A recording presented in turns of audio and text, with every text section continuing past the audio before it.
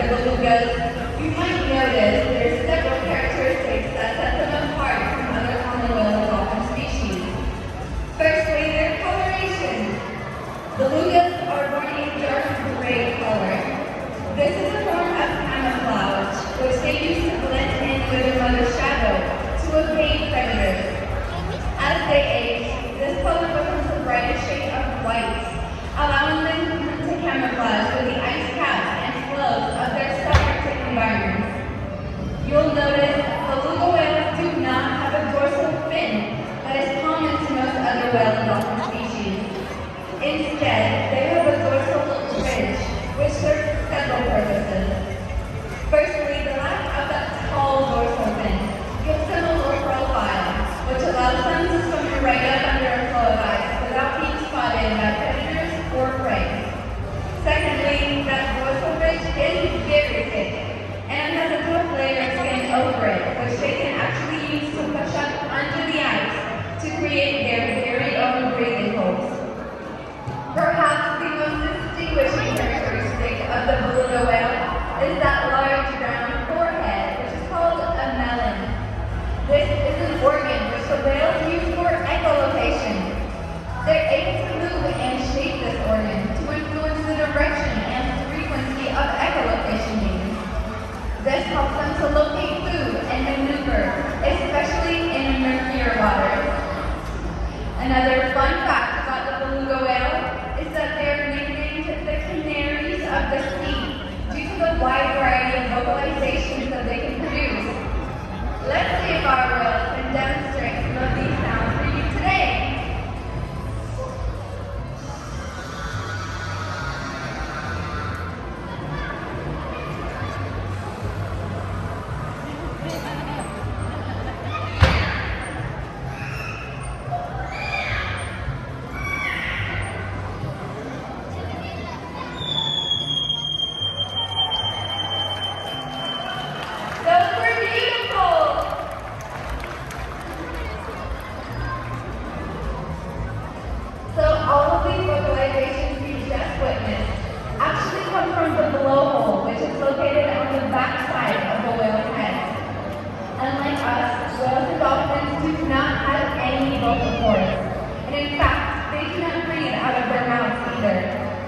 The unique location of the blowhole allows whales and dolphins to breathe without having to lift their entire heads out of the water. This makes them more efficient swimmers as well as hunters. Let's give it up one more time for our incredible beluga whales.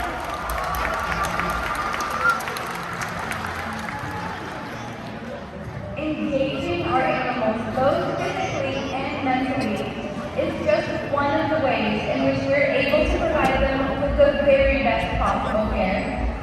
It is through this care that we form bonds and connections with the animals that last a lifetime. Though, as you can tell, our animals are certainly natural athletes. It's actually our mutual love of play that allows us to create these connections. Over the last 60 years here at SeaWorld, we have come to learn that their play ultimately leads to our discoveries. Our animals and the trainers would now like to give you a glimpse at just how special these relationships can be.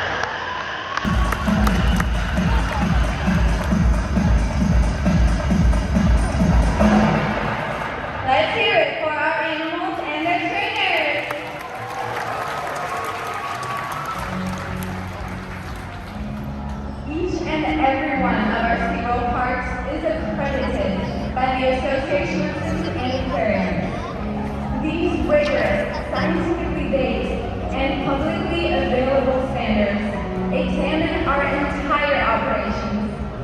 This includes animal welfare, veterinary care, conservation efforts, as well as education level.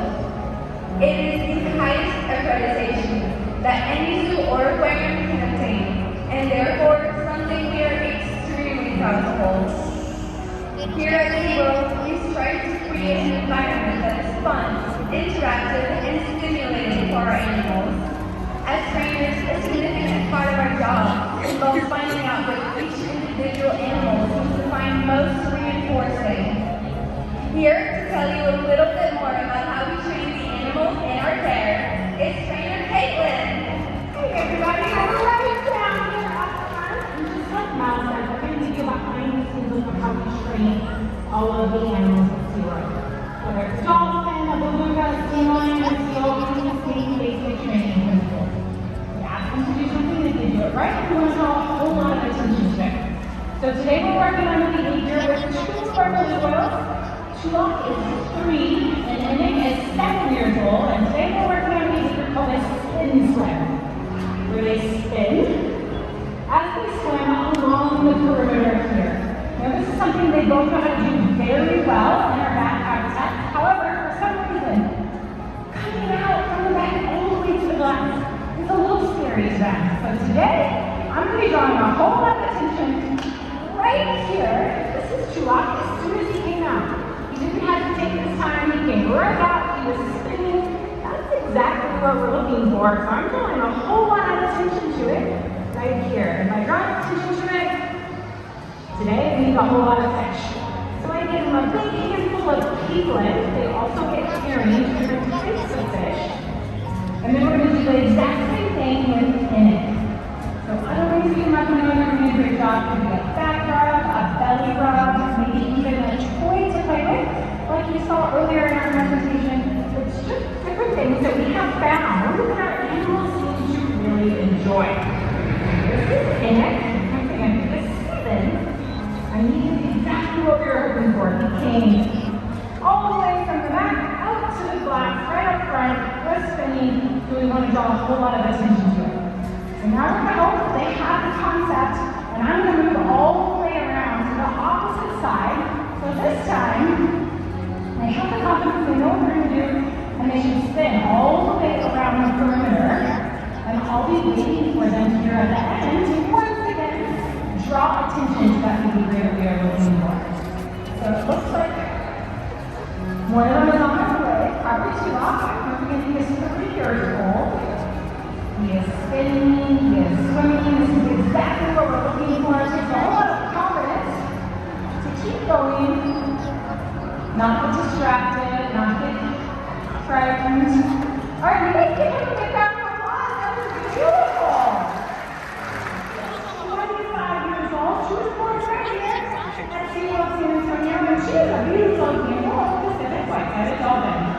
Now they're found only in the Pacific Ocean from California to Japan. They're known as a pelagic species, meaning you don't often see them close to shore, instead they live way out in the ocean. Due to this, they're really hard to find, and they're really pretty. So most of you know about these dolphins species by having them here at SeaWorld. Now she's spinning her way around the perimeter just like the boy said, and you'll notice she's really pretty. Dark on top, light on the underside. This is called counter shading. It's a type of camouflage you'll see in many animals in the ocean.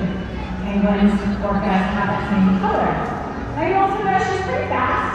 These dolphins can move speed over 20 miles an hour, making them one of the fastest marine mammals in the ocean. This is due to a really large group of muscles that goes down their back from their twisted into their tail roots. It's called the peduncle. It gives them all the speed, all of that power, and even allows them to do some impressive behaviors, including one we like to call walking on water. Here's this paddle.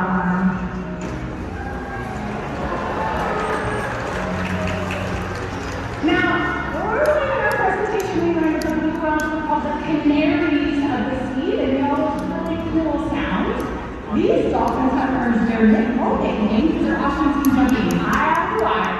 They're the acrobats of the sea.